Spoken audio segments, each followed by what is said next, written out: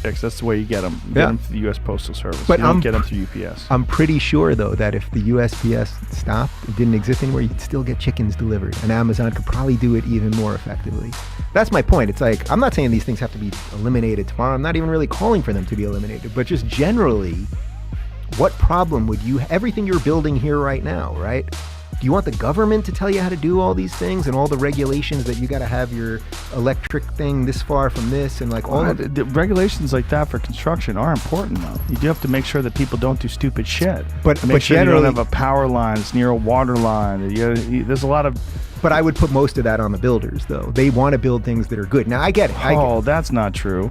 Listen, people people are going to build corners all the time. Like, you have to have regulations when it comes to construction methods, or people are going to get fucked. They cut corners when there are regulations anyway.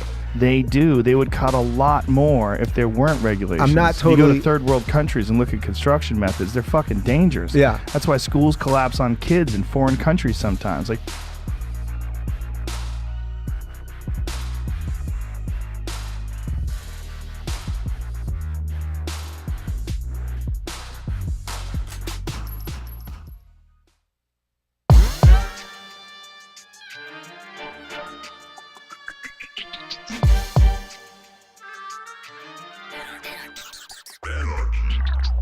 Welcome to the Postgame. I'm Michael Brooks with the crew.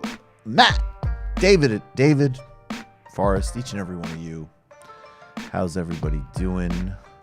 Got a lot to get to in a frigid New York City evening. David Griscom walking around bitching that there isn't any snow, and now we get snow. Thanks, David. I lived my whole life not having seasons, so now I get really pissed off when it doesn't deliver. Yeah. Well, I'm going to get pissed off in a way where, like, that was the first time I almost texted your address to Richard Wolff. Send some of his goons on you. Do you think Richard Wolff would send a squad or do it himself? I think he could send a squad, and that's pretty frightening.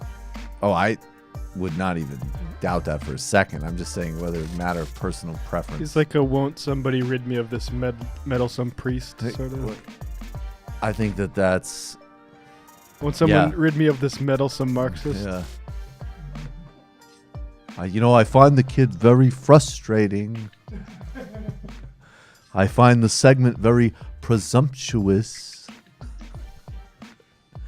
Driving to Massachusetts, listening to TMBS, getting pissed every time I come home. Fuck! I gotta tell you, a little post-game info for the patrons. When I was on, so the way that went was I met Richard Wolff at the thing in Idaho, and we had a really nice conversation. And he's a great guy. Like, what's not to love about Richard Wolff? And because he was so cool, and because we were having such a nice conversation, I sort of said, we do a little bit of a shtick on the show, and he was, and it was funny. It was like he was stoked. He was just like, really, like, oh, like I want to hear that. And then, we talked for like 10 minutes or something, and you're around a bunch of people and whatever, and everyone wants to talk to Richard Wolff. But we exchanged information and whatever, followed each other on Twitter or something, and so we did follow up, and he was very prompt, and he said, yep, absolutely, I'll come to Brooklyn, let's find time. And we're setting everything up. And occasionally I would allude to, and when we do it, it would be very fun if you could kind of continue this Griscom joke, right? And one or two times, I think one time over the phone, he kind of was like, yeah. And then once over email, he ignored it. And I realized, like, oh, shit, he probably doesn't remember this. And I'm going to be that guy because it's funny to me. And so I mentioned it one more time to him. And he emails me back, and he's like, I'm sorry. Like, I don't know what you're talking about, basically. So I'm basically on vacation in Massachusetts, literally having a phone call with Richard Wolff and explaining who you are, your segment, and how in our comedic universe he wants to kick your ass. I was like, this is so fucking crazy. And what's great too is that he's like, yeah, I get it, I got it. He's just like, yeah, say no more. And then he came into studio and he had it preloaded. It was good. He knew exactly what he was going to do. But you're forgetting, like, the other side of this was for me. I'm not privy to these conversations, but I get weird text messages from Michael, like at like 11 p.m. or midnight on Friday night. When I was in Idaho. When you were in Idaho. Oh yeah, I was also a behind her, little. yeah. I was having a good time. It's like That's what you do in Idaho. Yeah, that's right. Richard Yeah. Wolff's been watching videos of you getting beaten up. He loves it.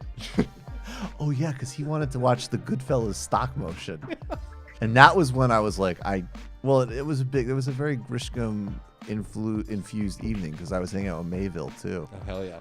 And I was like, I gotta tell Griscom about this. The great Luke Mayville. Look forward to having him come back on the show. All I right. think that's the first time we've got to the end of Danarchy's intro song. Danarchy's a genius. Cheers.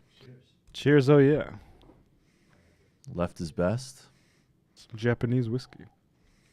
Thank you. To Anonymous.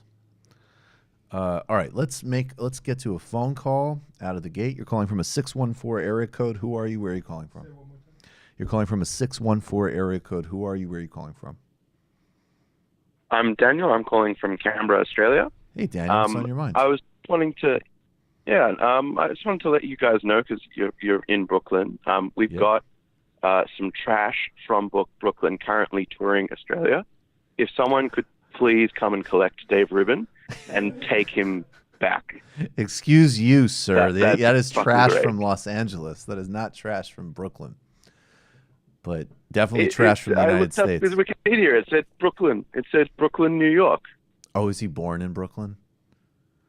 Yeah. Wow, I It's didn't your know that. fucking I responsibility, feel man. like, yeah, you know Come what on, though? personal That's responsibility. definitely a Long Island kid, and my family's from Long Island, so whatever.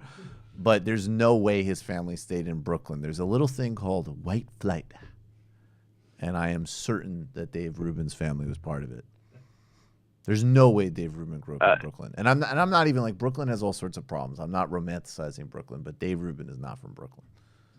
Where is he from? All right, but like, Where did you grow up? You get that it's irresponsible. Like, I get that Australia is a very sparsely populated country, Right. and you probably think there's nothing wrong with dumping nuclear waste in the middle of it. That's right. But he's in the population centers, so it's a real problem. Yeah. I mean, yeah, I think if we just put him on top of Ayers Rock, it'd be fine. But that's my Australia geology reference. It would be really funny to just like the, and of course this is all satire, but the scene in the movie where you're driving him out to like the middle of the outback, and you're just like, Oh, "Don't-" yeah. and he's just like, are there going to be ideas out there? You're just like, "Yup." He was born in Brooklyn, New York, but he grew up in a fairly secular Jewish household on Long Island. Nailed it. Of course he's from Long So Island. yeah, my plan. He's coming to Canberra in a couple of days, and there's probably going to be a protest against Jordan Peterson, and Yep. I'm just going to be there like the lone schlub with a sign saying "Debate Sam Cedar." Looking forward to it. Dude, Yeah, that's awesome. keep- Send I us am now- video he too, because said- we'll he flies across the earth. Yes.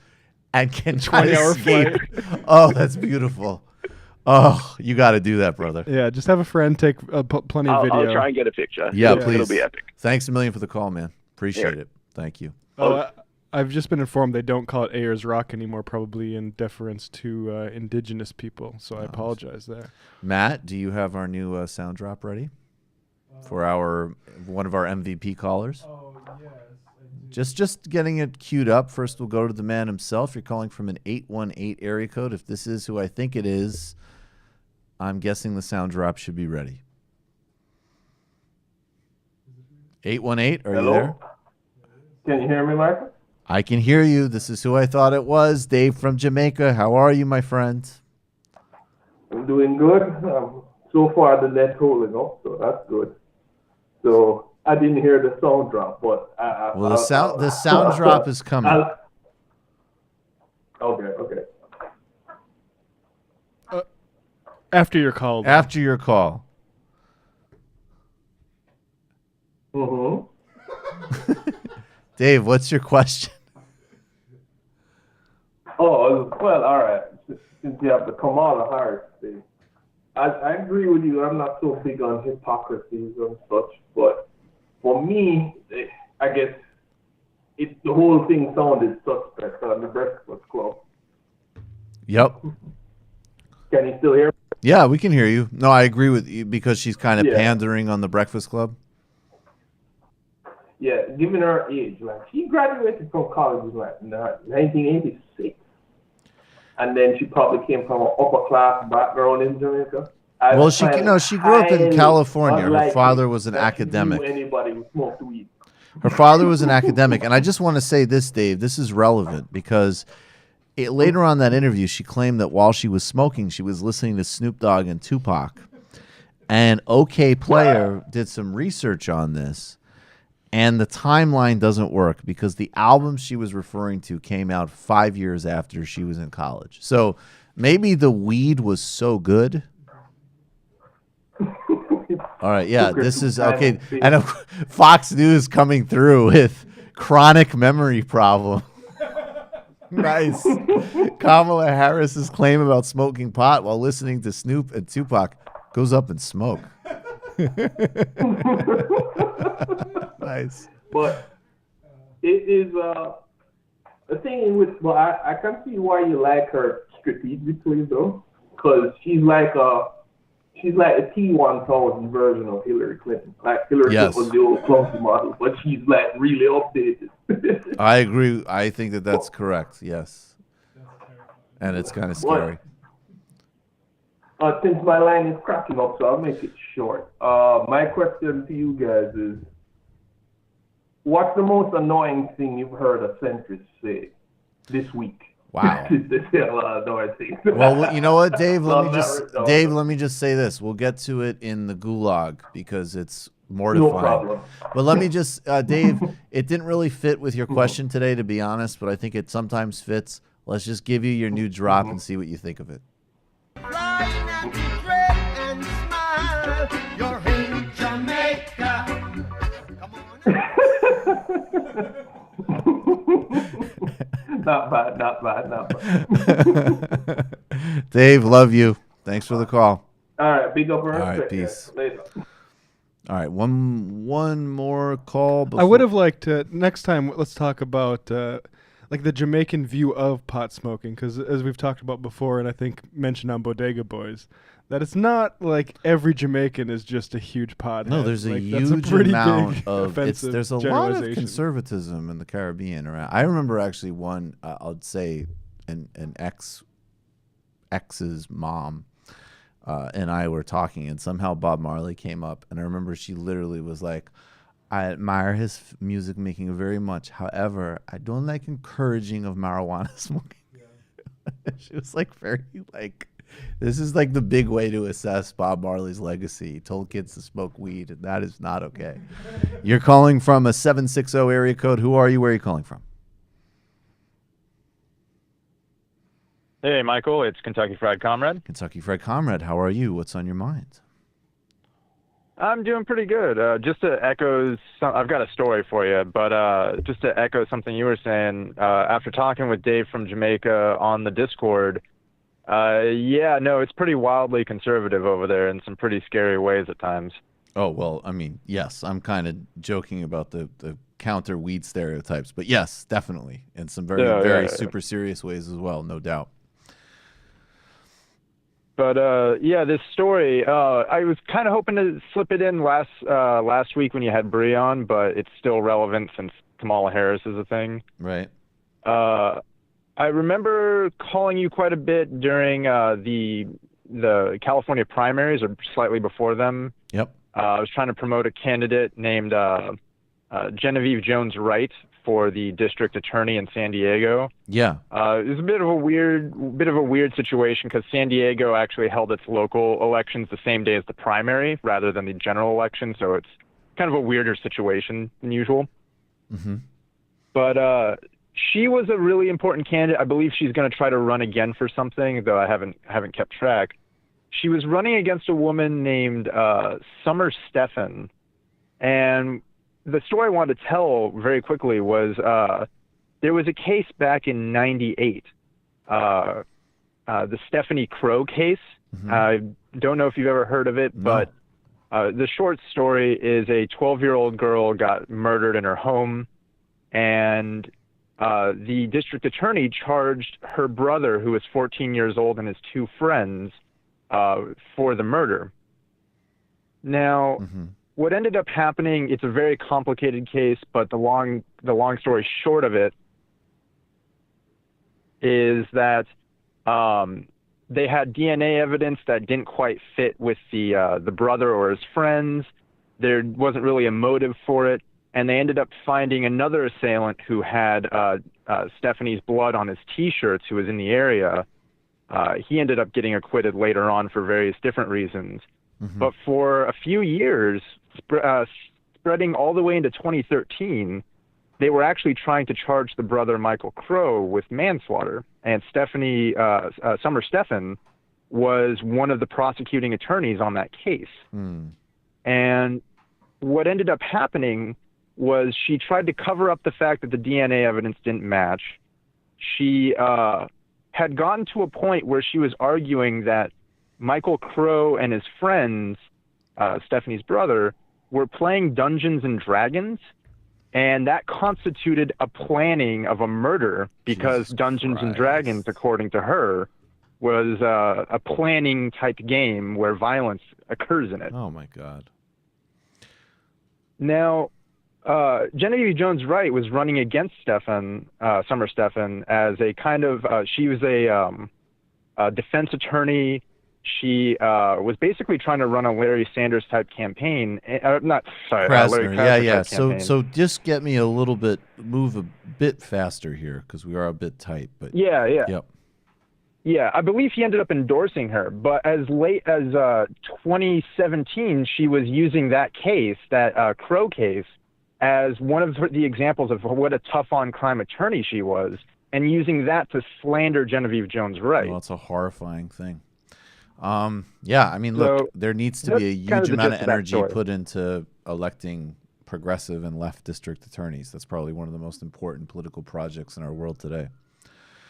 And being very careful to track, very careful to track how that language is used in the course of a campaign, whether it's tough on crime or what cases they're using, because a lot of these things, their eyes glaze over and they don't pay attention to them. 100%. And you can send me links on that on the Discord because I'll follow up on that. Thanks a million for the call, man. Sure thing, man. Appreciate it. All right, one more call, then we'll get to some more content. But I know we've been missing a lot of calls. You're calling from a 646 area code. Who are you? Where are you calling from? Now, how do I follow that? Oh, my goodness. Well, how could you not? This is Monique. This has been way too long. How are you? Welcome back. Well, this is the reason why I'm getting off now. Jesus Christ. Everything politics. Oh, my God. I was calling in to be like, you're a name dropper now since you had like one show. Right. Dropping people's names and, trying to be casual about it, but we picked up on it. Right. And congratulations on your California show. Thank you so much. But much appreciated. I can't Anna Kasparian's going to be there. It's all ruined now. Just apropos. Did you know that? Yeah, Anna Kasparian's going to be there. Just saying. You know what? Fake humble does not work on you. You can't even pull it off, bro. Don't even try it. Okay.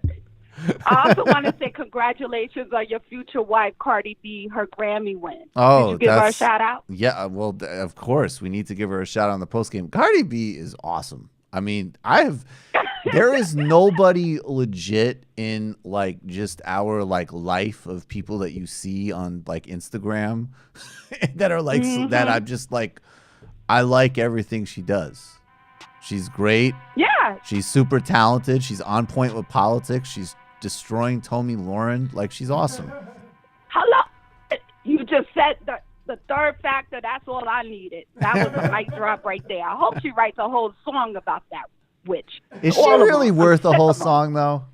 A B-side. Maybe a B-side. I was going to say, is she really worth a whole song, though? Because she's such trash. Nah, you're right. Just the verse. Yeah, because then you're right. That's the greatest favor she... You know what I'm really enjoying about Tomi Lahren right now? Is Tomi Lahren is going up against, Cardi B, which is embarrassing in and of itself, and then, saying, AOC hasn't accomplished anything in her life.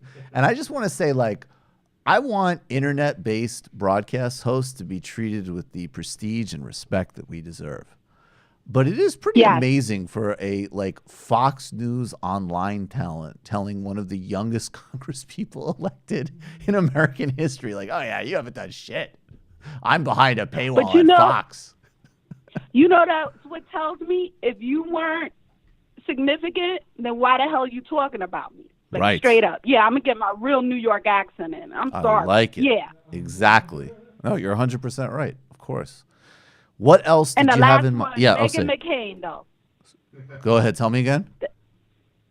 Meghan McCain. She another one. Need to be taken down. Yeah, she I'm does. done with her, too. I'm sick of all of them. Oh, I'm just getting it out because I'm done with, I'll pay attention to politics from now on, but I don't want us turning on each other because that's what they're trying to do. I agree So with you. be smart, everyone. Let everyone sit out there, do their thing. We have our differences, but we don't need to don't bite into the Republicans' thing. Yes. The ultimate goal is to get that orange, whatever that Oompa Loompa, out of goddamn office. I That's agree. the ultimate goal. Stay I'm with focused. you. Sorry. Monique, thank you so much. I missed you. We all missed All you. right. Thank you. Oh, I love you, Michael. Take care, all right? Love you back. Allahu Akbar. Akbar, you Cuba. Bye. I really did miss Monique. All right, let's get to the gulag. It's we're gonna do the Klobuchar stuff. Oh, right, okay. So I just want to say, I said this before, and there's gonna be. This is also gonna connect with the Ilhan Omar thing. And certainly I love what Monique just said about how we all treat each other. Like, from the most, short of serious criminal activity, I am totally done with the idea that people cannot change, evolve, and so on in any number of areas. I think actually a big part of cancel culture and so on is very neoliberal.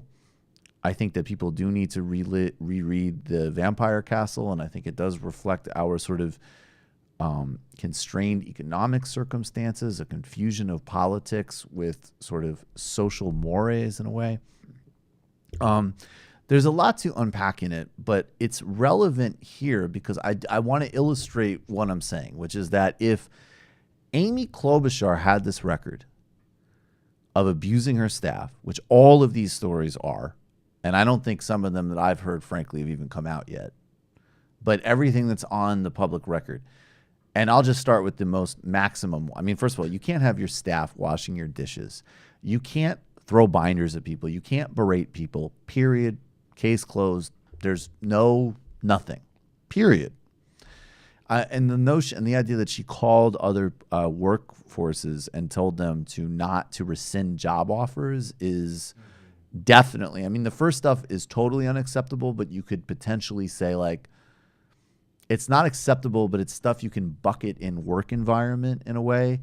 That's definitely a next level of oh, this is actually a really sick, twisted, vindictive persona at work here. But that all being said, if Amy Klobuchar, and I've been taking this a lot in a lot of cases recently, even Northam to some extent, if Amy Klobuchar several years ago said, I clearly need to be a much better person to work for and with, I'm going to undertake changes, and she talked about it. Even in her launch, she just said, "This is a truth. It's been addressed, and this is where I'm at now." Awesome. I wouldn't drag her for it for a second. No bullshit. I'm not into it. And then maybe, and I'll even cop to further, there is a partisan difference there. Maybe a Republican I wouldn't be so forgiving on. And even though she's clearly not my politics, there is some reality of the Democratic Party being the party functionally. If Amy Klobuchar somehow is the nominee, I'll certainly support her over Donald Trump. So if she came out and she said that, I would be done. But her response has been, no, I just have high expectations of my staff, just like I have high expectations of the country, which is sick, twisted. And now, of course, it's on MSNBC with Christine Quinn and Stephanie Ruhle. And Christine Quinn is, Jesus Christ. This is somebody who combine the oligarchic policies of Michael Bloomberg with the like profound lack of imagination of a Queen's Ward boss on TV, not only saying that this, I mean, just playing the most crass, one-note, undermining identity politics. Because, of course, if we wanted to parody it, if you wanted to parody what people say when they rightly say that women candidates are held to a different standard, and there's no doubt that part of the rhetoric with Hillary Clinton as an example of why some people thought that she was so mean and so intense was absolutely because she was a woman. And in fact, contrary to both people who want to treat her as some type of cult deity figure and people who irrationally hate her, the big secret of a lot of Hillary Clinton was that she was actually a very standard-issued centrist Democratic candidate. And if she was a man, she would neither have the sort of pretend hype, and nor would she have this bizarre projection of people talking about her as some type of like unparalleled evil in the modern world. That is absolutely an example, and certainly the way people talk about Elizabeth Warren, who actually has serious substance and has done some great things, and people dog her on bullshit constantly, is a good example of that. If you wanted to parody an undermining of an argument that could basically and again, I'm just being blunt. I like to sometimes think of not people in the quote unquote middle, but sometimes there are people just taking in arguments for the first time who could go either way. And if this was their first introduction to how you're going to have a serious conversation about the double standards that women candidates face and sexism in the campaign trail, which is 100% real, get a load of this bullshit. As it relates to Amy, I am so sick and tired of almost every time a woman steps forward to move up in position, whether it's political or in business or anywhere, she is all of a sudden the meanest, cruelest manager in the world. I'm sure Donald Trump is a peach to work for, because every time you turn around, he's told Twitter and the world you're about to get fired. Insert Hillary Clinton. This is a really good point. I've worked in the Senate. I've talked to many other people who've worked in the Senate, for men and women, and they say that they're good bosses. When you have to be taken over and taken aside by the majority leader for throwing a binder at a staffer and hitting them, that's a problem. Did Harry Reid confirm that he pulled her aside and had this conversation? I don't believe he did. It's been confirmed by sources and in the report. Harry Reid has not confirmed And the whole reason these stories are coming out are because of ex-staffers of Amy Klobuchar saying it's a temperament issue. Tell me examples. And I would be saying this. Show me example. Really? Show me an example. Absolutely. You would not. I would absolutely. If a man threw a binder at a staffer, I absolutely would. Every time, almost every time, a woman steps forward, all of a sudden there are these unnamed sources, and Harry Reid is not confirmed. Who are basically saying she was a bossy bitch. Yeah. I never heard that about Tulsi Gabbard. I never heard that about Elizabeth Warren. I didn't hear that about Kamala Harris or Kirsten Gillibrand. I didn't hear that about Hillary Clinton. It is a classic Oh, you did. People trashed Hillary as a boss. No, they didn't. That is a fact. That was part of the trash campaign against her. No. This is such unbelievable dishonesty. Yes, some people trashed Hillary Clinton as a boss from a perspective of efficacy. And in fact, actually, and maybe you could argue this is sexist, there was things like she lets Mark Penn stick around and he's a fucking sleazy grifter and he's terrible at his job, but she can't hold him accountable. Those were things like that.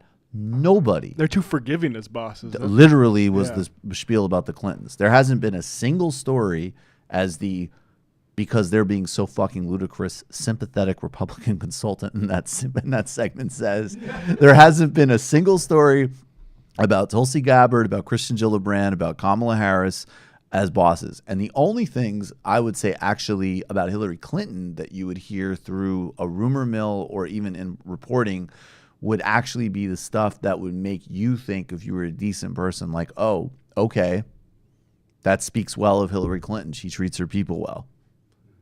There was never any stories like that. And the idea that she's taking a truth, which is that anytime a woman puts herself forward in that leadership position, of course there's a different set of standards and sexism that they face, to reduce it to you should just be abusive is, I mean, it is the most rank, disingenuous abuse of a real thing that I've seen. All on top of the fact that Amy Klobuchar has not said of course, I work to be better at this. She's literally embracing, I am an asshole to people who work for me, as a launching point for her campaign. It's actually dystopian.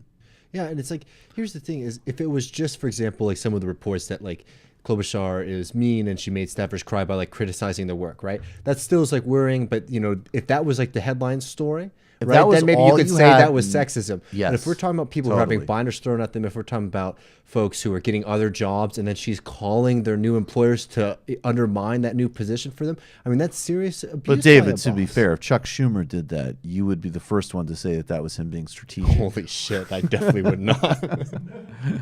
I would love to have dirt like that on Chuck Schumer. Yeah, no, right. I was going to say, no kidding. The big thing about this story was like, why couldn't this become from an office more politically useful than somebody who's going to poll 2% nationally? Is running for vice president. Right, that's running for vice president or like ag secretary or AG.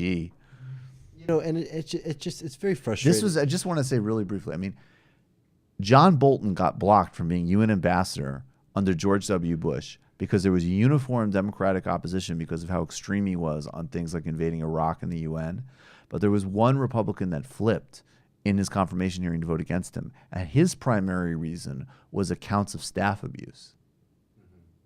And he couldn't, I remember watching the hearings, he just was like, I can't treat people's staff for you like that, dude. Sorry. You know, the structural point is that we need to massively increase the budgets for staff for Congress. 100%. Which is something that I think hasn't been done in a massive way since like LBJ or someone like that. Like exactly. Like, this is way outdated. We need a lot more money to be able to react to the modern world, basically. As somebody who lived in DC for a long time, I can attest that, you know, people who are can be very underpaid as staffers. Yes, and good paying jobs, not just for rich kids who want to get like a resume. No, it's like, oh, you want to do an internship? So everybody in that, Stephanie Rule, Christine Quinn, and Amy Klobuchar to the motherfucking gulag. We're gonna get to Ilhan Omar in a minute, but I'm in a really difficult process right now because I'm almost done with the first draft of this book. But I've actually really enjoyed not doing segments on people like Sam Harris.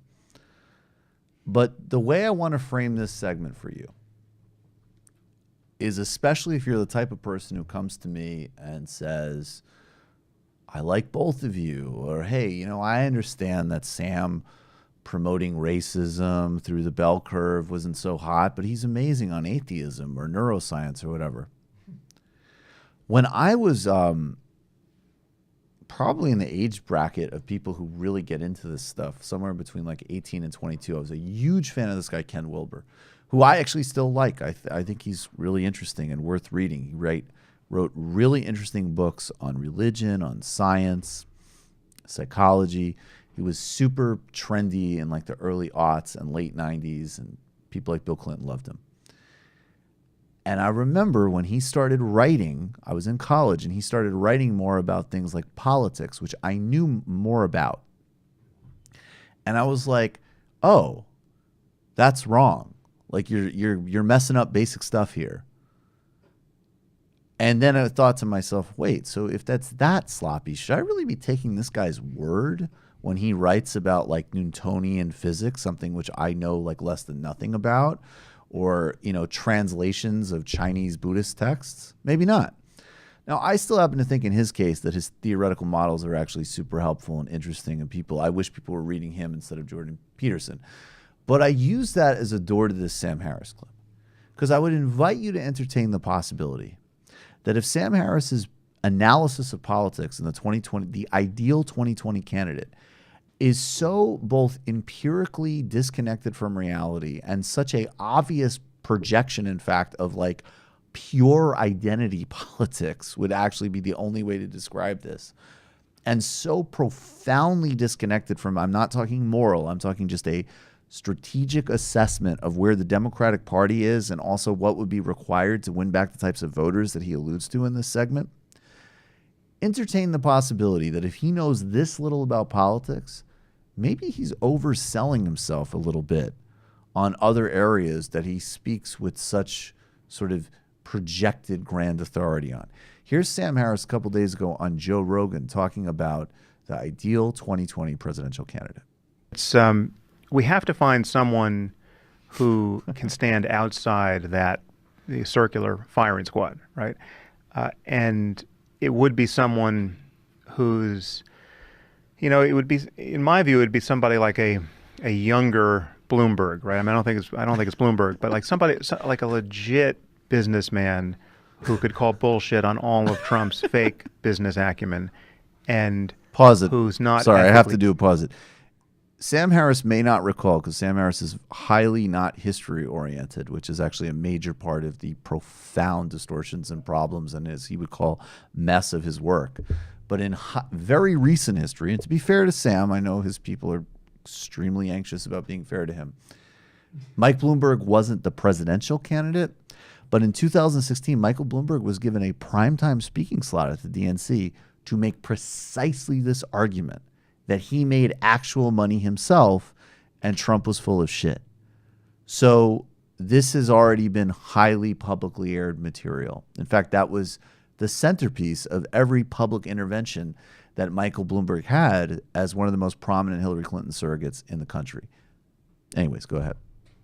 Who's not ethically compromised, right? But who can get stuff done, and so right, and definitely not someone who feels the need to pander to the far left on these identity politics issues. Oh, I think identity politics is really going to be bad for us against Trump, because so much of the country, I mean, the crucial sliver of the country, I mean, you just have to ask yourself, who was it who voted for Obama and then, or twice, and then voted for Trump, right? Those people aren't racist. Right? Those people are sick of being called racist. So what's happening on the left around identity politics and all of these, I mean, it's not that race problem, it's not that transgender issues don't have to be worked out. I mean, all of those are legit concerns, but the fact that that's the center of mass politically on the left in a nationwide election against someone like Trump, I just think that's an absolute recipe for disaster. Okay, so do you see the fusion of concern trolling, disingenuousness, empirical falsehood, and then actually ways of, and this is very actually evocative of his Muslim method, which is just speaking out of his mouth, both sides of his mouth, which is like, hey, I don't want to hear about the transgender and race stuff all the time. Now, those are legitimate concerns, but I mean, people are tired of hearing about it. They're legitimate concerns, right?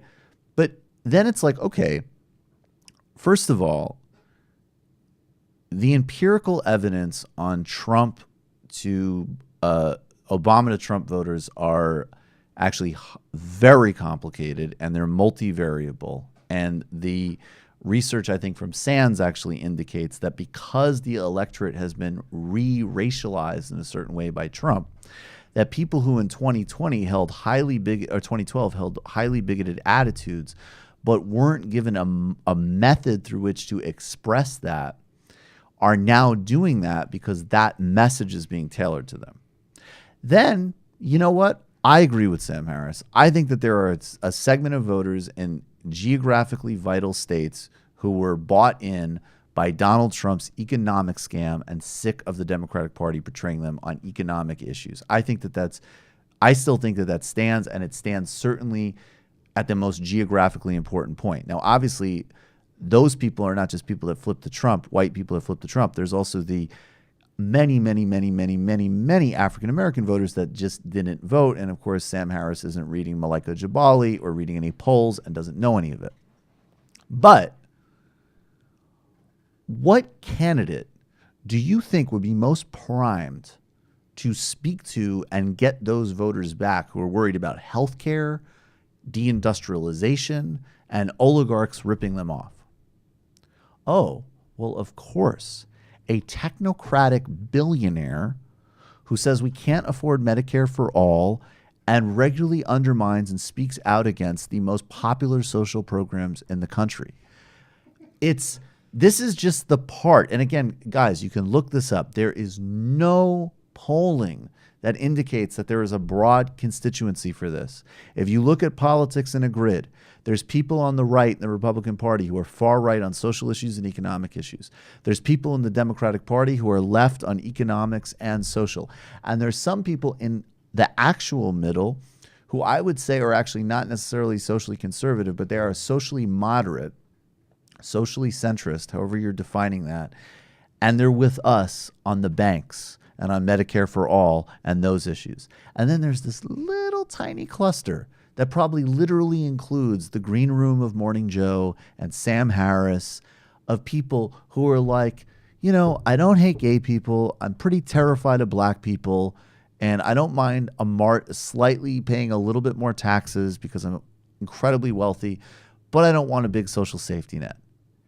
That is the American elite. There is no electoral base for it. The only time maybe there was in the mid-90s at the peak of the tech bubble. And Bill Clinton also ran to the right on social issues.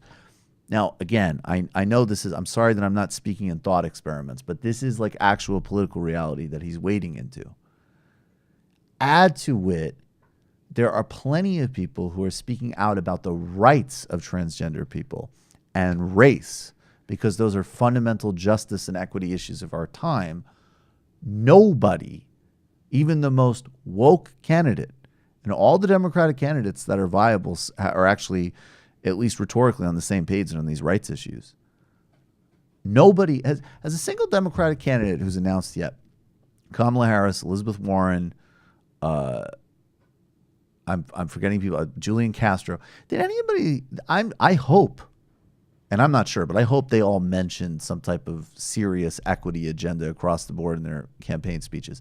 Are any of them building a campaign around a Twitter hashtag on wokeness? Is that happening for any candidate? Yeah. Anyone? No. What he's actually alluding to is that the Obama administration in the last couple of years changed the federal rule on transgender people rights, and there was some backlash to that. Although, again, empirically, if you actually break down the numbers, it did not cost the Democrats any votes. The people that voted against it and were most freaked out about it were not in the pocket of voters anyways. There was no segment that you could actually measure of people that were like, oh yeah, I was totally going to vote for Democrats, but because I'm so freaked out by sharing a bathroom with somebody or whatever the fuck else is going on in your head to actually motivate you to vote in such a ludicrous fear-based way that I flip my vote. It's not empirically valid. It's not empirically sound. And it's also just fucking wrong. Like, the thing about Sam Harris is, like, he's talking this old trope that's been in American politics for decades. It's like, oh, what we need is a neutral businessman to come in and they'll win president because people can agree on the center. Nobody fucking wants that. Even politicians, like, we could talk about Obama and like his legacy being sort of centrist. Obama wasn't running and presenting himself as like a centrist guy. Obama had a very like a bold campaign that really inspired people and had a lot of energy behind it. Right. Americans don't want to vote for, and same thing with Donald Trump. Not in a good way, but Donald Trump was, very loud and there was energy because he was saying, crazy right-wing stuff, right? But he was going out there and was really passionate about a certain thing. That's what Sam Harris wants, because Sam Harris is projecting They want his this kind of monotone politician. Because that's who he is. Yeah. It's the most raw form. Look, it's one thing to have a conversation about identity politics, about groups, particularly groups that are presently and historically repressed. I think we can all agree that literal identity politics, as in I as a singular soul individual would like my personal biases represented in a candidate, I think we all could hold a check on. So I understand why Sam Harris specifically wants a young Mike in his, of course, it being Sam Harris, we're still not even talking about a thing that actually exists. But I understand why he would want something like that. But it doesn't represent anything other than a small of other cluster of people who are already way over influential. And let me just add one other thing. He's alluding to there, and he actually, he's talking about the left eating its own in another part of the clip. And again, I think, coming to the right place in the wrong way about some of the aspects of this culture that I certainly don't like. But I think a big part of the problem with like that culture he's talking about is hyper-literalism and a complete reduction of human beings to a one-dimensional variable, which is how Sam Harris got his start. He's trying to cancel over 1 billion human beings on this fucking planet, which are Muslims. And that's the commonality. See, he manifested in a different way, but he's the same thought process that he's objecting to. There's no nuance. There's no terrain. There's no empathy. There's no room for adaptability. There's no contextual circumstances. There's nothing. There's just, I read this. I don't like that. That's it.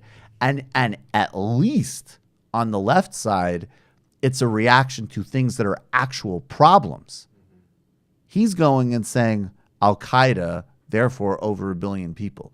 So he has fed in his public discourse precisely that punitive literalist approach as much as anybody. Yeah, well, it's like somebody like Sam Harris, when he's advocating, look, and he does it, he speaks very slowly and calmly. But, you know, his politics, he's very much advocating for the wheel of capitalism, imperialism, and neoliberalism to crush not only billions of people, but in that specific clip that we were talking about, when he's talking about trans rights, and as you rightfully pointed out, no one's coming on, you know, pushing some kind of radical agenda. What he's saying, they're talking about equity. Yeah, no, equity. Like basic human compassion and like defending, you know, at basic a time human when, rights. I'm sorry to interrupt, but literally at a time when this administration is talking about canceling it as a fucking identity, literally. And he's saying, he says what we need to do is we need to stomp on vulnerable people so that we can get Trump out of office. And it's so cynical because, you know, he doesn't, because to say that, you have to not care about that group of people.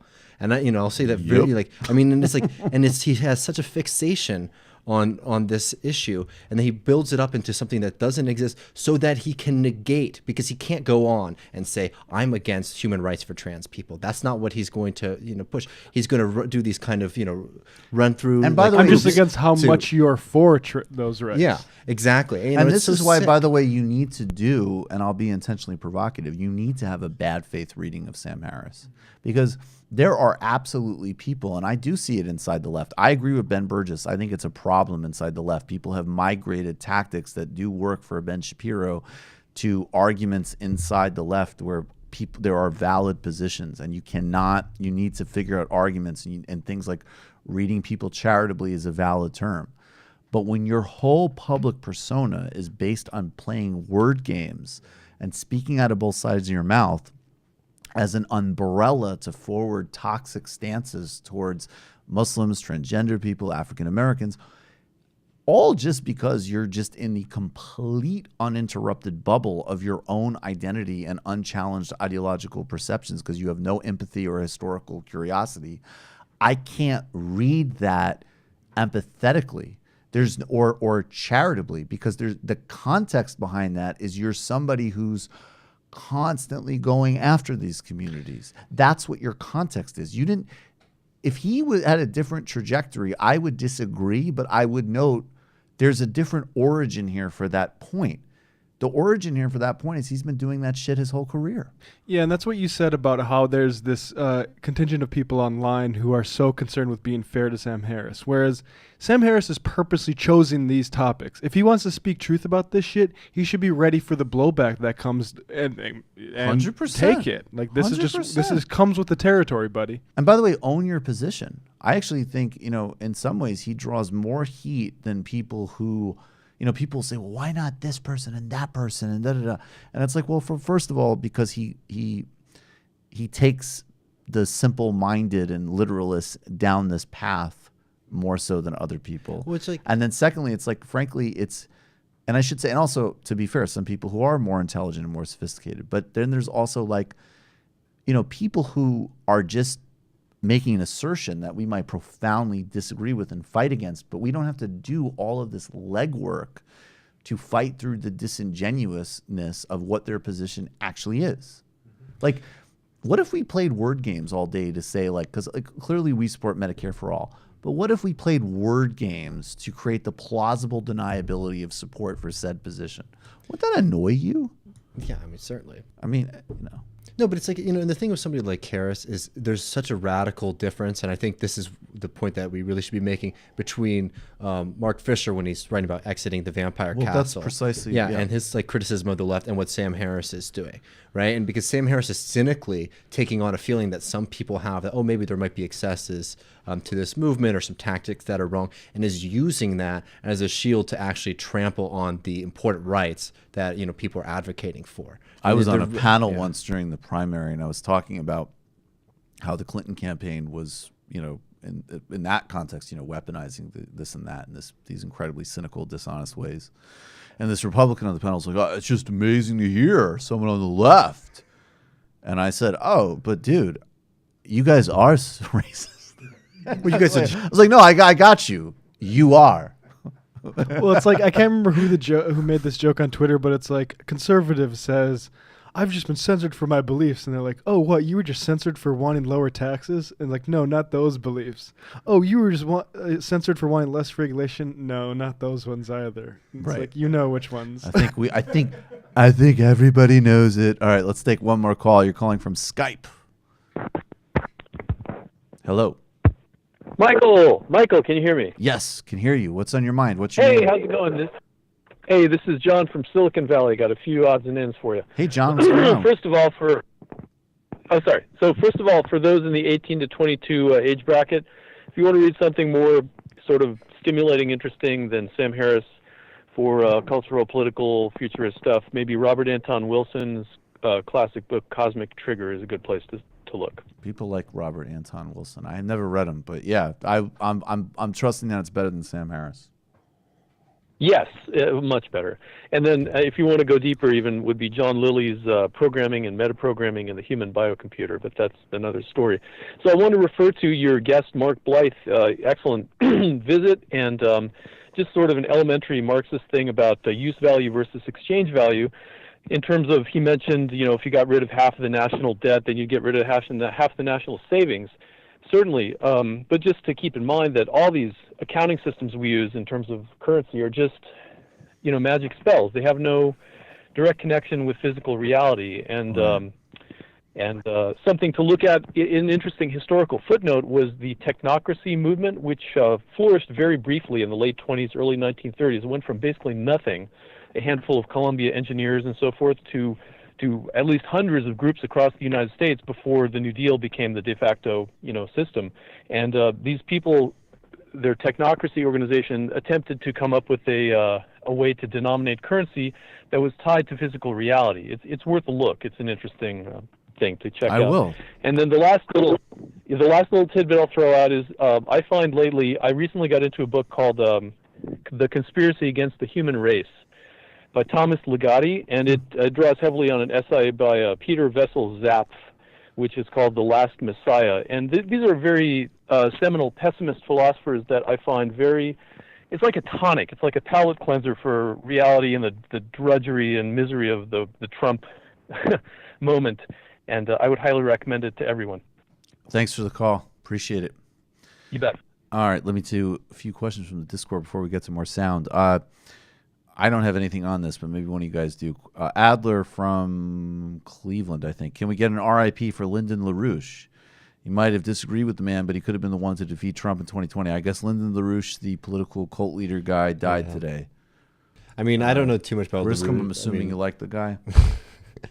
The United States in the 70s and 80s for sort of failing to create like a mass mobilized like socialist movement. We did really do a great job at creating a lot of weird left-wing kooks. But didn't he go for, I thought by the end, he was very right-wing at right? the end. Yeah, he was like, I think he was flirting around with, what's his name, Roger Stone. Yeah, he went weird right, conspiracy land. So, I don't know, not too many tears for me, but. Matt? Oh, sorry. Thoughts on Lyndon LaRouche? I know nothing about Lyndon LaRouche, I'm sorry. All right, smile, you're in Jamaica. Burning World, thoughts on Canadian political sphere with 2019 election coming up. New Brunswick has a really scary situation with people electing a right-wing Trumpist party that harbors very anti-French minority sentiment, as well as the Green Party taking as many seats in legislature with a politician part of worker co-ops. I don't understand the last part of it. That sounds really interesting, though. I don't know. I will confess, I know, I mean, we've tried to do more political Canada coverage on the show, and certainly things like activism against Trudeau. And I think they're going to have, Canada's gearing up for like general elections soon, I think. Anyway, I'll look into it. Okay, I guess for me, the most annoying thing I heard from a centrist this last week was all the Klobuchar stuff. Guys, what was the most annoying things that you've heard from a centrist this past week?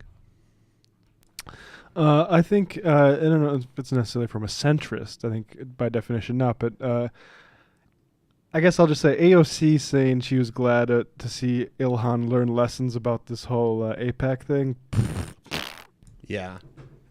And to piggyback off that, hearing Chelsea Clinton say this, I don't have a Chelsea Clinton. Jesus Christ. I don't have a final count on this, but when she kept on out of saying demonstrating leadership, that was like nails on a chalkboard every time because it's so campy. Oh, I don't know how much we can dive into this, but all I can say is free Adam Friedland, restate his Twitter account immediately. Yeah.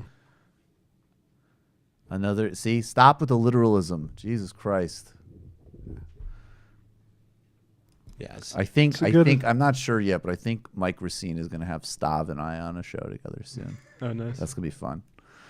Free Adam Freeland. Give him his Twitter account back. All right, do you have the Ilhan tweet? Oh, yeah. Let's get into this Ilhan thing. So, I mean, everybody knows the big context here, which is that Israel's an apartheid state. And it's an incredibly repressive country. It's built on, a structural racism. There's literal second-class citizenship. I think the Jeff Halper perspective that we had last week is a lot more interesting, actually, because I think Israel gets kind of put into this little specific kind of morality tale almost. And I think both those who are ardent defenders of it make it special in a way that maybe it shouldn't be, and those who don't like it, I mean, inevitably, some criticisms and activism around Israel is going to draw some anti-Semitism. There's no doubt about it. And that's wrong, and it needs to be completely uprooted. Now, anti-Zionism is not anti-Semitism, period, full stop. Anybody who says otherwise, I just fundamentally disagree with. And there is a huge freak out right now because the dynamics of that conversation are changing. And part of it is like a literal change in dynamics because of just Ilhan Omar and Rashida Tlaib being really important young Democratic leaders who are Muslim women of color, period. This is what she tweeted the other day that set off this whole freak out. Glenn Greenwald tweeted out, GOP leader Kevin McCarthy threatens to punish at Ilhan Omar and at Rashida Tlaib for over their criticism of Israel. It's stunning how much U.S. leaders spend defending foreign nations. And then she wrote, it's all about the Benjamins, baby. Which it's so funny with, I have to say, like with that picture of her, there's something really adorable about it.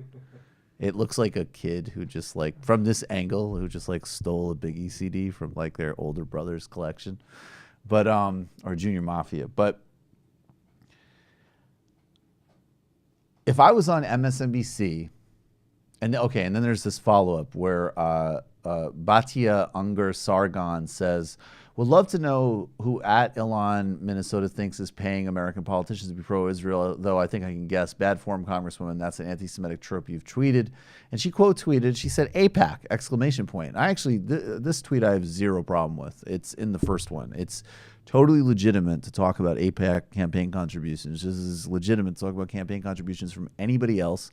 And there's video floating around, we're not going to play it right now, of Thomas Friedman to Mehdi Hassan in 2011 saying not only the same thing, but actually saying that the money even affects the bureaucracy of people in roles in the State Department, let alone running for office. So it's, again, you have Haim Sabine, who made a fortune off of the Power Rangers and is a major Democratic Party donor, saying Israel is his issue. And he, there's a myopic billionaire with far-right views on the Middle East who's a major Democratic donor. It's delusional to say that doesn't play a role. In main mass media, that's really the only thing to say about it, is that this is a nation state. It's one that also happens to have incredible human rights abuses and is structurally inequitable. And there's no way kind of the modern stance of social solidarity in the emerging Democratic Party is compatible with support for Israel as it's now constituted. That being said, if you want to take it more subtly, she shouldn't have sent that tweet like that. And there's definitely room to be more thoughtful about particularly in that conversation, and also just for pragmatic reasons about what tropes you're using.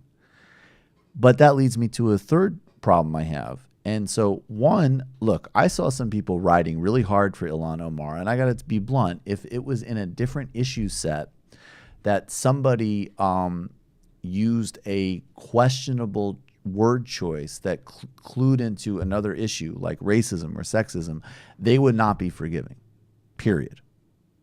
And my answer to that is really that in general, especially for things in that continuum, we should in fact be more forgiving. Ilhan Omar has been nothing, I think, but sincere. She's actually done an incredible job of fighting off a right-wing terrorism campaign from fellow members of Congress, and now the fucking president trying to get her to resign, and a whole massive political apparatus trying to destroy her because ultimately it's going to be a political conflict about Israel and about policy towards democracy in the Middle East. And the fact that she clearly, just like you can just tell certain people's backgrounds, she probably has not been around that many Jewish people. She probably does not have the sense of the nuances of what that frame and language cues.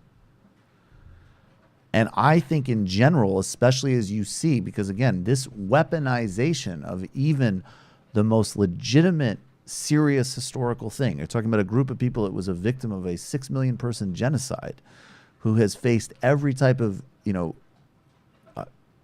exile, being, removed from countries, tremendous anti-Semitism and bigotry. It's a real thing. It's as real as anything. And I grew up listening to people say, when you would want to have a conversation about what was happening in Gaza, the answer was, well, what about this historical wrong? Or what about this? Or what about that? And it doesn't mean that those things aren't profoundly important, that you don't address them, but they're, first of all, they can never be used to distract from what is ultimately a policy issue. Israel's a nation state that has to be treated like any other. And secondly, it's a problem generally to cynically weaponize things that are real to try to either suppress necessary conversations or cynically demonize somebody to be something they're not, even if they've made a genuine mistake. So I think if you told, again, it's a bad look. And if you combine that with the old hypnotized tweet, it's a bad look. Great, she can be better. She's not a Jew hater. She's not an anti-Semite. She doesn't have a vindictive thing. She's pulling off three things. She's making needed and necessary criticisms about a nation state. Then she's overcoming some of her own limits in her experience. And then she has to fend off the media reaction to it. And I think in general, people need to hold this much broader perspective when something, along this line happens. But obviously full solidarity with her, and anybody not having her complete back right now, and also at the same time speaking very clearly on all of the bigotry she faces as a Muslim and as a woman who wears a headscarf, is not only part of the they're fundamental to the problem in every way, shape, and form. And it's disgusting that the Democratic Party issued an apology on her behalf. I thought her statement was fine. I thought it was good, but the ganging up on her is disgusting. Well, it's like, and the other thing when it comes to folks that, she's also facing down, just so coming up against the entire Democratic Party establishment. I mean, this is, right. It's very exciting to have, these new members of Congress who are pushing back against sort of unwritten rules in politics. But for a long time, even in the media, you couldn't really write or talk about Israel and Palestine. And that's something that a lot of people really struggled and dealt with a lot of abuse to overturn. You're seeing similar things are going on with Corbyn in the UK. And, Ilhan facing what she's facing already just from the racism in this country. The fact that people are going to target her, especially because she's a Muslim woman, is something that, we need to be prepared for. When you're looking at the tweet, I think, there's a strategic blunder just in the fact that, there is a group of people who are ready to misinterpret that and to put a lot of meaning behind it. And I think, if you're a friend or an advisor, you're like, hey, just watch out for that because, there's lots of hoops that you're going to have to jump through. But I think it's, it's been very brave to see her, not just like in that tweet specifically, but, this was brought up because she has been advocating for Palestinians. And she should be. The original tweet was Glenn Greenwald tweeting out whatever his name is, McCarthy. Kevin McCarthy. Kevin McCarthy and some other guy saying, we're going to get Rashida and Ilhan. Yeah, exactly. You know, so it's like she's in a situation where she's already like being, you know, most people would back off completely, and instead has stood her ground. And for that, I very much respect her, because these are the kind of things that are important, because not only has it, you know, brought a very serious conversation, at least with people who are engaged politically, being able to see that this is like can be a mainstream political position and actually start to change that window. Definitely. Of, you know, just like complete outspoken, you know, support for Israel, which has been like, you know, I mean, the Democratic Party literally said in their statement that like that's the position of the Democratic Party firmly, right? So it's like we're going to have to keep on fighting just to open up any opportunity to, you know, deal with the very serious human rights issues that are happening in Palestine. Definitely. All right. Let's run through these. Let's start with Donald Trump. He did a rally. I don't know what to say, man. I mean, we're gonna have to cover him more on the show as we go into the election, and obviously what he is on the world stage, the threat he represents, the harm he does is a major part of the backdrop of all of our politics. And then on the other hand, it's like, you know, what do you want me to say? The guy's a fucking asshole. You know, like how much novel analysis can you have? This speech was actually really disturbing. He's going to run an even more overtly racist and xenophobic white nationalist reelect. But we picked a part that we thought was, you know. Let's see him roast Ralph Northam. Happen, and it won't even come close, folks. He's got just the finger. Democrats are also pushing extreme late-term abortion. I hate those. I hate extreme late-term abortions. Allowing babies to be ripped from their mother's womb right up until the moment of birth. What's that all about? It's about a the good mother's time. health. Yeah, that's a good point. What It's is about the that mother's all about? health. Virginia, the governor, he's gotten a little publicity lately. I like him. Keeps us out of the papers. I like him. I'd like to find a few more guys like this one. He almost moonwalked. His wife stopped him. Darling, it would be inappropriate. I want to see somebody try and imitate Michael Jackson in the moonwalk. This would not have been a good scene. His wife saved him. Darling, this would be inappropriate. I think she was right. How are you going to give me a clip where after the abortion stuff, he just went on a run there? That reminds me of 2016. He just fucking nailed that. Well, he's at his best when knocked that out of the park. He's at the best when he's reusing the best of like the late night jokes of the past week. Like that's basically just the Leno. Right, just like delivering like not a good scene. Kimmel material better than Kimmel. Not a good scene. Not a good scene. All right. He was gonna moonwalk, folks. Yeah. Can you believe it? Can you believe? The Migos are here. Got a great show. Oh God. So Inside Edition, I didn't even know Inside Edition still existed, to be honest with you. I see people. Well, first of all, I'll just say this in the postgame. I've jumped some fares in my day. There were definitely times where the pockets were extremely light. And there have been both times of absolute economic necessity and also one or two times of opportunism, petty, thrill-seeking opportunism. But anytime I see somebody jump over one of the turnstiles at the NYC subway, I don't think they're robbing me. I blame them for the train difficulty. Yeah, I know, that's why we're having a delay. I actually think to myself, Jesus fuck, I really hope there isn't a cop around because they're such assholes about this. The extent of which they cause me any inconvenience is I get anxious on their behalf. I do the look for them. I'm literally while they're hopping it being like, oh shit, dude, let me double check this for you. But Inside Edition, of course, in the perfect expression of modern neoliberal media, has exactly the wrong reaction to this. And in a city where prices across every single category have utterly decimated, of course, the poor and the working class, but now, in fact, plenty of people who are like, you know, we've gotten to the category in some of these Brooklyn neighborhoods where it's like the people who are like, you know, I'm a brand strategist. What, like, the people who first gentrified these neighborhoods are like, I need to get the fuck out of here.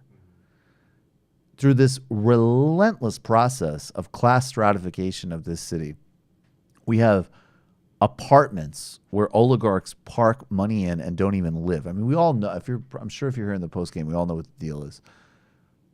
Does Inside Edition go to send a camera crew to talk to Michael Bloomberg? Does it go and try to ambush some Amazon representatives coming out of a meeting where they're trying to push through this scam deal in Long Island City?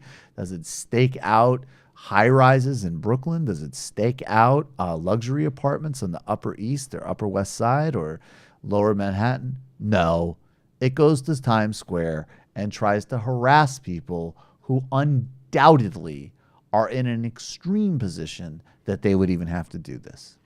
If you use public transportation, obviously you're supposed to pay. But there is an epidemic across the country. People skipping out on... Pause it. Yeah. Actually, not obviously. I believe in free universal public transportation. So, sorry, Inside Edition lady. Wrong. Wrong premise. Wrong premise. An epidemic across the country. People skipping out on paying their fare. And it's no small thing.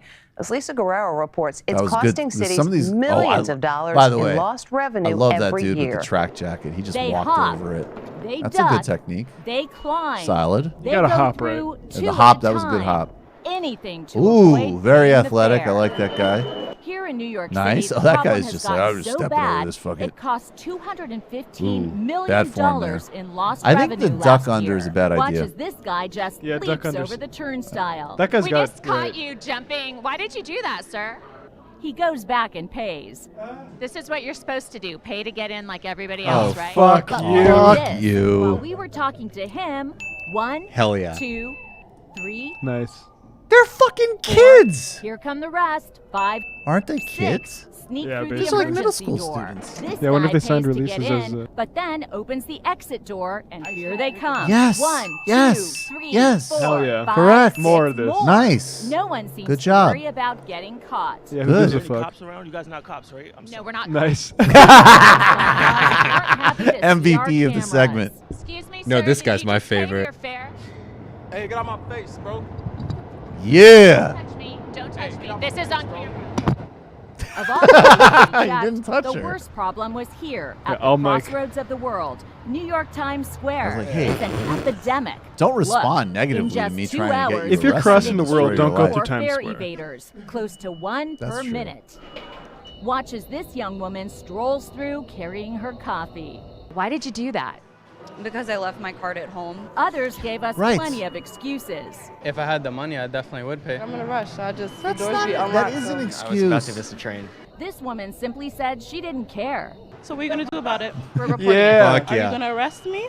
Are you gonna give me a ticket? Get the fuck out of So her what are you face. gonna do? Yeah. Yeah, leave her alone, you fucking moron. Well, if a cop does catch you not paying your fare in New York City, the charge could be up to Death. $100.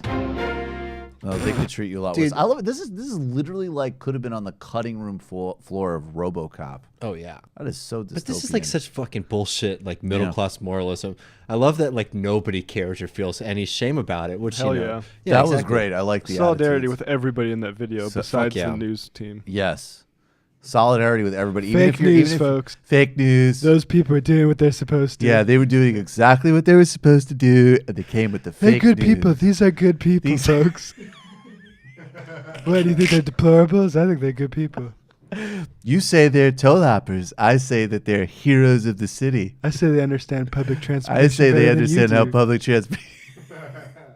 I say they get the principle of public transportation. Look up a little place called Luxembourg. I don't like narcs, okay? You're being a narc. Just leave them alone. They built a whole television segment on being a narc. Maybe it's just physical. It's they're just getting in shape. Looks like good exercise to me. Yeah, maybe you should jump. Yeah, some maybe fares. you should jump a turnstile. Maybe you should get your cardio up and advocate for free public transportation. So I love the last woman. That is very New York. The flip technique, like Oh, yeah. I like who goes from like it's like yeah I don't know whatever or get the fuck out of my face to like what are you gonna do? Yeah. What are you gonna do? Who are you? You're not asking the questions. I'm asking. I'm the asking questions. the questions. Like oh you want to do a segment on yeah.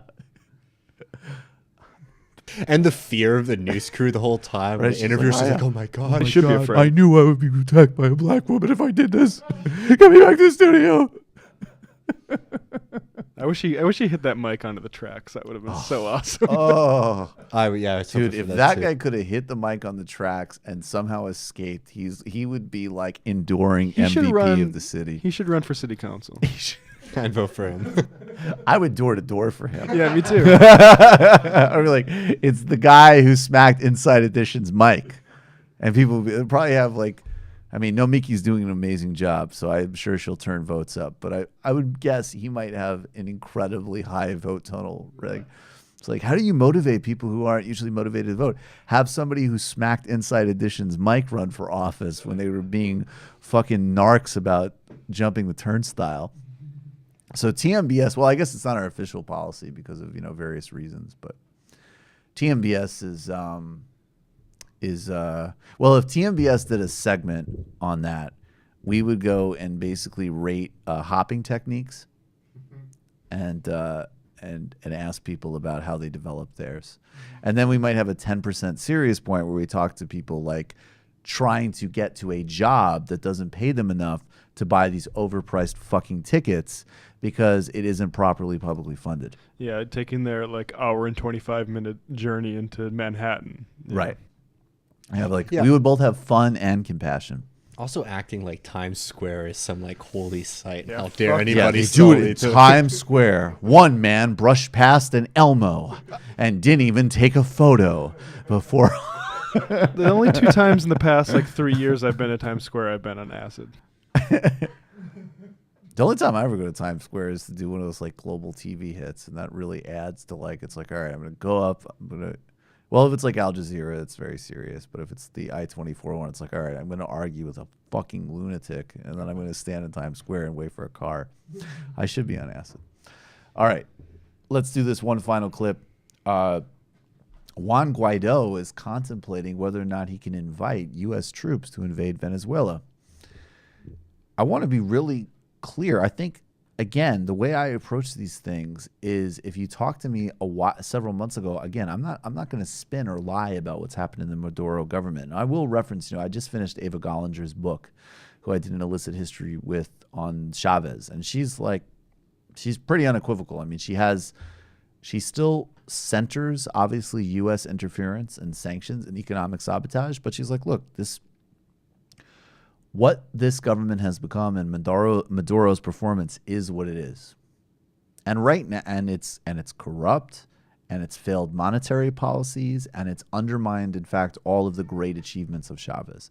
And the context is still unremittent U.S. coup-mongering. And now we're in a time where they are literally publicly choreographing a coup. This is actually starting to remind me of the pre-invasion of Iraq rhetoric. This is really serious. This could lead to a civil war in our hemisphere of potentially even Syrian proportions being pushed by a far-right junta government here and Elliot Abrams, who orchestrated death squads across Latin America. This is horrifying stuff. And it's really important. I mean, this is some lesson in elections matter. The fact that AMLO and Mexico have maintained a strong posture of needing to handle this diplomatically is significantly helping matters. And I want to play this brief clip from the Real News Network talking about how Mexico is responding to this and how, in fact, it's a reaffirmation of traditional Mexican foreign policy stance. To you from Baltimore. Mexico and Uruguay came together last Wednesday in Montevideo, Uruguay, to propose a 4-step mediation effort to help resolve the political crisis going on in Venezuela. The 4-step process, which they are calling the Montevideo Mechanism, would involve first, establishing a dialogue between the main actors, second, negotiation of common objectives, third, signing of an agreement, and fourth, implementation with international accompaniment. Notably, Mexico refused to sign a different agreement, which was presented by the International Contact Group on Venezuela, which also met in Uruguay this week. Bolivia and the Caribbean Community also refused to sign the statement, which called for early elections in Venezuela. Now, President López Obrador's stance in the Venezuelan conflict between President Maduro and the so-called interim president Juan Guaidó is being received with some degree of controversy within Mexico. Some politicians are saying that Mexico ought to side with the U.S., while others support President López Obrador's position, saying that it is in accordance with long-standing Mexican foreign policy tradition of maintaining neutrality in such issues. This is really important that Mexico is obviously not. If Mexico supported this, we might even be already in an invasion point. And this also indirectly relates to the Ilhan Omar thing, because it's both, to be blunt, underlining how important it is to be really smart and precise if you're going to stake out territory on these foreign policy questions. And secondly, the attack on the Israel thing is a proxy for it's primarily about Israel, but it's also a proxy for every single way in which she's shown courage and leadership of going out ahead on issues, because she's also been talking very clearly about what's happening in Venezuela as well. All right, let's take the final call, then a few more Discord questions. You're calling from a 203 area code. Who are you? Where are you calling from? 203. Someone is there, but they're not speaking. All right. Try again. The real final call of the day. You're calling from a 407 area code. Who are you? Where are you calling from? Hi, Michael. This is Daniel from Harlem. How are you? Good, Danielle. How are you doing? Thanks for the call. I'm doing good. Doing good. I was just listening to your commentary on the Ilhan Omar situation. And I wonder what your analysis was of just this very particular use of anti-Semitism in this context. Like, I'm looking at this situation side by side with the Mark Lamont Hill situation a couple of months ago. Uh-huh. I think even more so to Omar's situation. She's also a Muslim woman of African descent. Right. But I'm wondering to what extent it's this kind of weaponizing of identity politics in this context to keep people of color here in the States from exerting solidarity with folks in Palestine. Like, almost like if you try to cross the streams between race and class, you get hit with identity politics one way. And if you try to cross the streams in terms of oppress people of color here in the States and folks in the Middle East, like, that also needs to get short-circuited in this particular way. Yeah.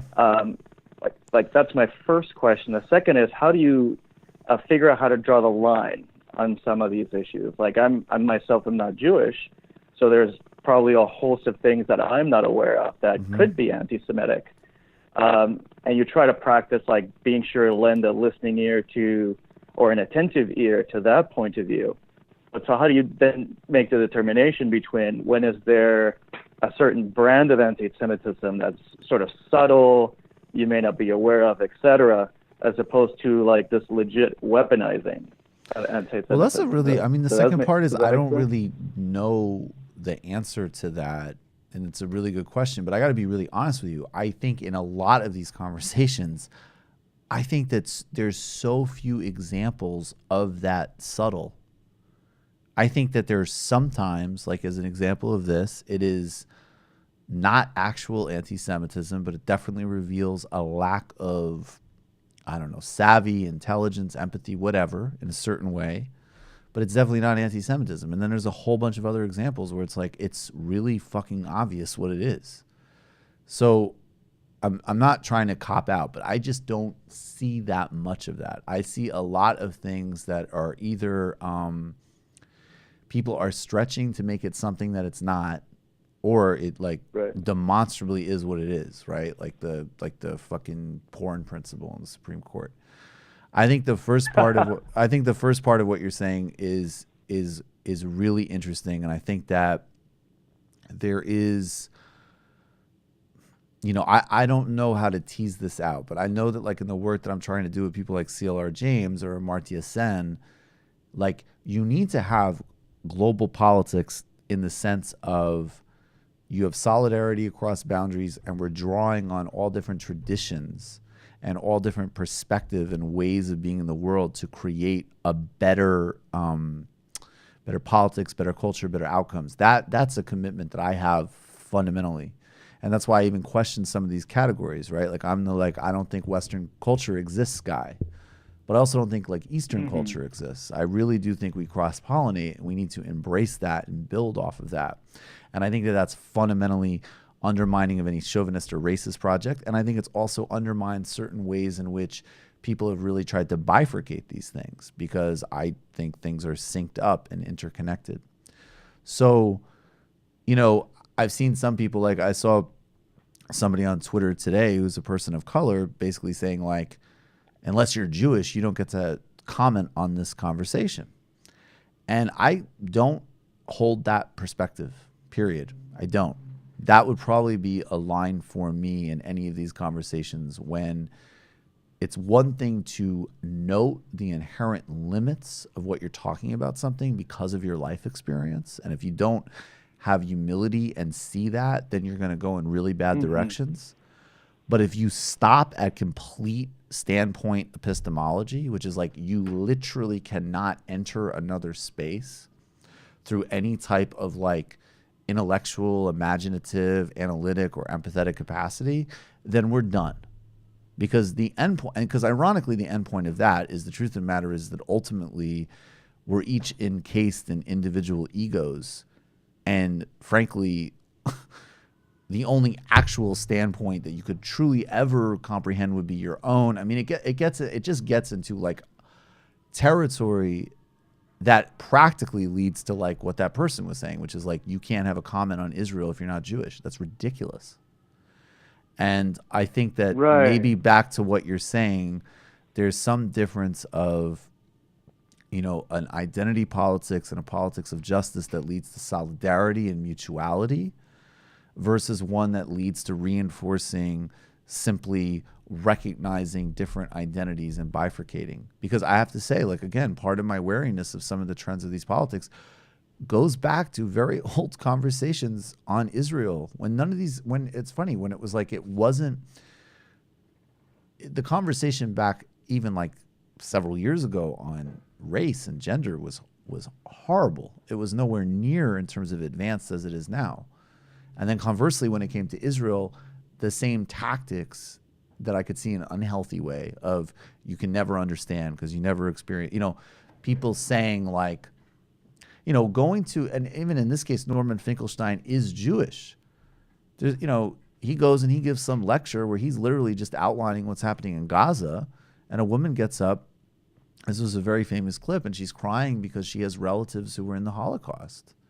And, he, being him, was like, I don't want to see your crocodile tears, which I would not, that wouldn't be what I would say. Oh, wow. But the point stood. It was like, look, I'm talking about an existing condition in the world. And if you want to take it into a much more shrunk lens, I'm seeing people talking about, you can't have an assessment of Kamala Harris's record. And the balance, I would say, is there's no doubt there's some people that I already see. They're talking about her in a ham-fisted and stupid way where they're not getting, I don't even know how subtle it is. They're just not acknowledging the obvious reality that there's something innately positive and significant about a black woman that could be elected president. That's awesome. I don't even know how sophisticated it is to understand that. It seems pretty obvious to me. But then conversely, if you're going to turn around and say that you cannot analyze a public servant who wants to be the president of the fucking country, their policy record, because of your identity category, that's demented. And I will never agree with it. I'll never sign into it. I'll never buy it. And I will never support any version of that argument. Period. Thanks for the call, man. Drops mic, walks out. Yeah, basically. That should end the show. Thank you so much. Thanks so much. Appreciate it. Have a great night, guys. I'm going to just get to one more Discord question because I'm leaving some on the table. The way the nature of things are now, if I do, just do it again next week. Just the volume of things are increasing. TMBS crew seems well read. How many books do you guys read a year? How many fiction / nonfiction? That's a good question. Let's start with the big readers in the room, which could be either of you guys. Last year I hit 40 books total. I did a lot of rereading though. The years prior to that, especially the years I was unemployed, my most ever was 150. It's about 3 books a week, so that I was cruising there. That's good. But I would say I think a book a week is good, and yeah. Yeah, I guess I would probably say last year I read around 30 books. I've been trying to make more of an effort to read as much fiction as possible because I've really neglected that, and I feel it misses a part of my personality. I agree with you on fiction. I'm missing fiction a lot. The last fiction book I read was Brief History of 7 Killings, which is really good. But of course, that's all Jamaica and Bob Marley and PNP and Labor Party. Real world stuff. That book is amazing because I actually do. When I read more fiction, I really liked magical realism, both novels and poetry. And Brief History of 7 Killings is an unbelievable pull off of like gritty, like it's very historical, very political, and very gangsterish. And then it's also totally metaphysical and like a ghost story, and he pulls it off. So, but yeah, I don't read as many books as I would like. I read a lot of journal stuff. I read a lot of long form articles. I read too much of that sort of thing. But I mean, I don't know. I put in more books than I realize, I'm sure, though, because I do have to read a lot. But I don't keep count, to be honest. Yeah, literary hangover is the whole reason I started that is so I could have time to read fiction. Basically, you guys should be copying Literary Hangover. Literary Hangover is motivating me to want to read more literature for sure. It's a great show, Matt. You're doing a good job with that. All right. This Sunday, Illicit History, you know what it is. Tickets are on sale now for the LA show. Go buy that shit. It's going to be fun, folks. It's going to be great. I've had a good time in LA. We have the whole week off after that Friday. Oh, yes. From Majority Report, so I'm going to be in LA for a while. I can literally see the rooftop I'm going to be sitting on and the fucking medicinal grade in my hand. All right. Thanks, everybody. Peace and love.